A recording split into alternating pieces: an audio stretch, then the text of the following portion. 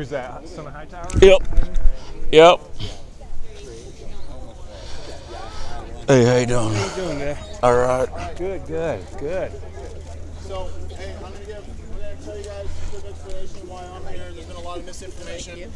First thing I want to say is if you're a student that's here and you actually have the courage to come up and talk to us and to hear what we have to say, God bless you, especially if you're on the left or especially if there's this attempt to think that people are your enemy. Okay, I want to make something very clear. One of the problems that we have in this country right now is hate. Okay, I see these things written down here. I agree with them 100%. We have... One of the things I said yesterday is racism to me isn't the problem. The problem is hatred, because racism comes from hatred, okay? And that means we have to be against all forms of hatred. And I've experienced a lot of hatred in the last 2 years. One of the things that we have to begin to understand is that there's an attempt for people to talk, and if you don't agree with each other, then you have to hate each other. You have to despise each other. It doesn't matter if you voted for Trump, you voted for Hillary. I don't care if you're for the Second Amendment, against the Second Amendment. We don't have to fight. We don't have to hate one another. All forms of hate has got to stop. And I made a commitment to God 2 years ago when I started doing this. No matter how much people treat me, no matter how much, I didn't realize it was going to get this big, but no matter how much the media treats me, the president, professors, people on the street spitting in my face, I will always respond out of love. We have a $2,000 bounty, okay? You guys are students, I know you're not rich, so $2,000 is a lot of money. If you can find one example of hate speech, okay, on my part, you get $2 grand. Cash. Tax-free. Well, maybe, okay? And I say that because it's very important, because no one's given one example. So when you hear someone say, oh, he has hate speech, it doesn't, you should just say, give an example. You don't even have to argue, because if someone has a legitimate example, then we need to look at it and we need to talk about it. So I want to make it very clear. A lot of things that you've probably heard is not true. I've preached love from the very beginning. It's very important to me. It's very close to my heart. And it gets difficult. It's hard. When someone comes up and punches you in the face, because I don't fight back, I take beatings, okay?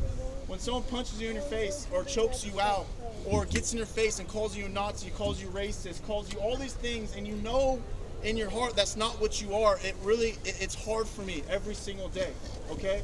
And so one of the things why I do this, why I go into these dark cities, why I go and just take all the hatred, okay?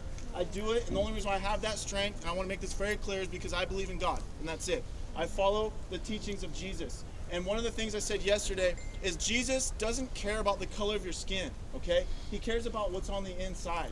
He doesn't care about what you look like. He doesn't care about what the identity the world tries to put on you, how much money you make, whether you're Republican, whether you're Democrat. He just wants you to grow and become a good person for this world, okay? Because we're all brought into this world to change it. That's what we're here for. And when you, trust me, challenge this, all of you guys are meant to be rebels, okay? When you see something that you are against, you see something that's evil, you see something that's wrong, you see something that doesn't settle with you inside your heart, you better take a stand. You better. Because we have too many people in this country who are remaining silent. I respect people who are supposedly on the opposite side of the spectrum, whatever that means. I respect people who believe in something and they take a stand, even if it's not what I believe in. Okay? And so one of the things I've been doing is I've been going around the country with Tiny and other people in Patriot Prayer. We've been trying to inspire people to stand up for what they believe in, to have a voice. And if you do that, you're going to get pushback. If you follow your heart, you're going to get pushback from this world, because this world despises people who don't conform, right? Because that's what the people at the top want. They want us to conform. Keep your head down. Just go to class. Don't say anything that's going to upset people. Go along, buy the products, watch TV, stare at your screen, social media, then go to bed. That's what it's going to be. That's what they want you to do. Just buy the products. Go along. But if you begin to go against that current and you begin to really take a stand for what you believe in, trust me, you're going to get a lot of pushback. And that's why we're here today.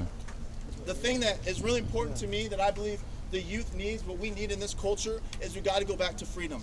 We need freedom to be part of this culture. It's not left, it's not right. The truth is, we have people at the top, both the elitists, people who, the uber rich, we have people in the government, all right?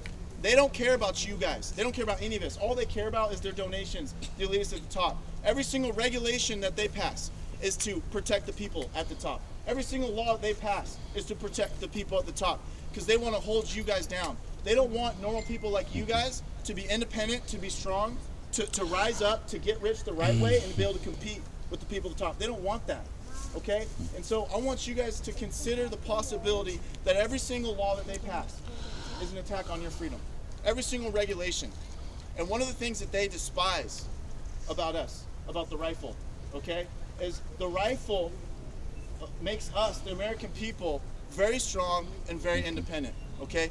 That means that we have hundreds of millions of citizens in this country who are willing to take a stand if we have to, whether it be against our own government, whether it be against another military who tries to step foot on this land. There is a reason why no ground troops have ever set foot on our soil. There's a reason.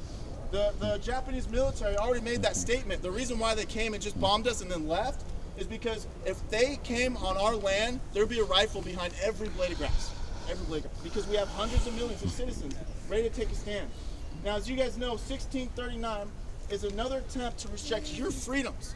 You guys are young. You have your whole life in front of you. One of the things I talk about, my parents are really strict. Really strict, okay? It was rules and rules and rules. Do this, do that. And it drove me crazy, okay? To the point where I was like, I really believe in freedom, okay? And that's what you guys are just getting out of the households. Now that you're free, you're going to have government above you. You're going to have media. You're going to have professors. You're going to have people constantly telling you that we need to restrict your rights. We need to take away more of your freedoms because we want to keep you safe. Oh, we need you to buy permits for this and that because we want to keep you safe. But the thing is it's one thing after another. It's one right after another they want to take away incrementally. It's incremental suicide. And right now, if this passes, we literally, as American people, voted to give up some of our most precious rights in this country. It's unbelievable to me that this is even on the ballot. I think it's going to be a landslide, no, but I want to make sure that you guys look into this. They're going after the rifle, which is the safest gun that you can own, that you can carry, okay? The rifle in the state of Washington, probably this year will kill one person. One person. One person. So why do we need to restrict a gun that is so safe, that doesn't even cause never used in crimes? It's political because they despise the rifle because of how much power it gives the American people. I'm here to tell you, this government has been corrupted long time ago. It does not serve the people. We have an establishment in there that's bought and paid for. Okay, big corporations, rich people. This is why the elitists are the ones that funded this, that put this forward, because they're the ones that want to have the guns. They're the ones that want to have the private security, but they want to take away your guys' right to defend your own family. This new law that they're passing, they're requiring it so that you have to lock up your gun inside your house. And if you do not lock it up and someone steals your gun, commits a crime, you can be a felon for that. That's like somebody coming into your house, stealing your car, running someone over, and them charging you with a felony. It's not right. We have tons of kids from 18 to 21 years old in this country who've had a tradition with their family. They go hunting every single year, okay? With this new law they want to pass, they want to make criminals out of 18-year-olds who are going to have a safe rifle locked up in their car. They're going to go to the woods. If they get pulled over, the cop finds out he has a rifle on him, he's going to arrest him and make a criminal out of a law-abiding citizen. See, that's the thing. They want so many laws on the books, not just with guns, just in general, so that they can make criminals out of all of us, so they can target any of us. Is there anybody here who knows how many federal laws we have in this country? What? All right, that's the only answer that was correct. There's been multiple studies. People have tried to study how many laws we actually have. They can't count them. They cannot count them. On average, each and every single one of you commit 3 felonies. Each and every single one of you. Okay? If you can't even count how many laws are on the book, how can we be law-abiding citizens? It's not possible. So my point is this. They've already passed too many laws. They've already taken away our rights. They've already trampled all over the Second Amendment. And if they pass this, they're not going to stop at this. Do you guys get that? It's going to be this. And then they're going to want more, and then more, and then more. At what point are you guys, the youth, America, the West Coast, Washington, Oregon, at what point are we going to say enough is enough? At what point are we going to say you've trampled on the Constitution enough, we're not going to let it happen anymore? Because I'm telling you, We have the most beautiful thing, something we have to be thankful for. It's freedom. We were born into it though, so we don't realize how lucky we are. Go to North Korea, see what it's like. Go to China, see what it's like. They will murder you in cold blood if you have a shirt that's offensive to the government in China. They will murder you in cold blood. You have no free speech there. And that's the direction that we're going. They're slowly trying to make you feel like it's okay to restrict certain speech. It's okay to restrict that based off of political ideology.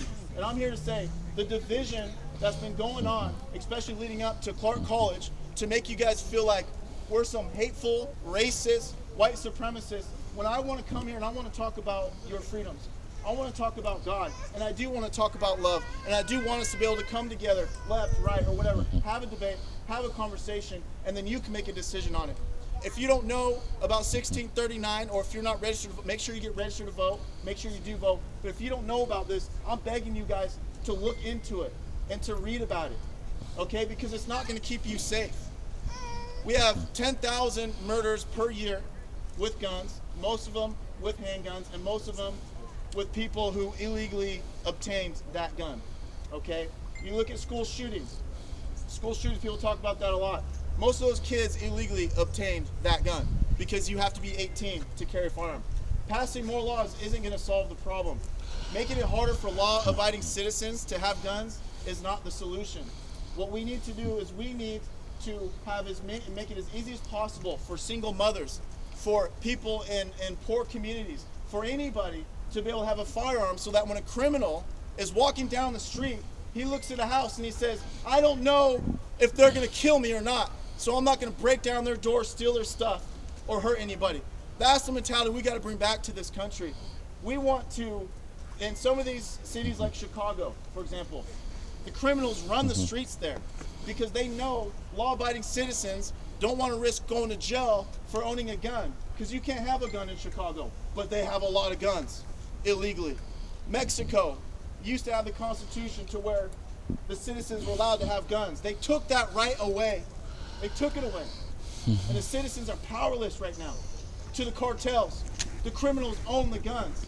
And now the criminals, the cartels, and the government run Mexico, and the citizens have no way to protect themselves, to clean up their country. And that's what they want. The more guns they take away from you guys, from average, normal citizens, the less power you're going to have. And the more power we're going to give to the elitists, to the big corporations, and to the government at the top. Okay? And so, Tiny's going to say something here. Okay, we're going to be around here. Any of you guys, you can ask any questions that you want.